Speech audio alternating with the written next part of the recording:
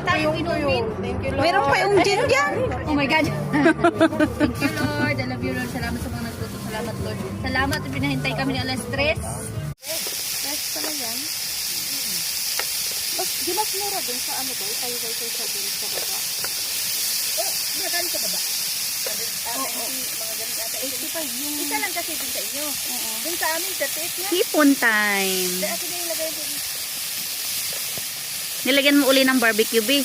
Hindi ano daw niya. Ah, okay. Gusto daw niya ng ganyan lang. Open place. Ang bango pa rin. Amoy ko pa rin yung barbecue.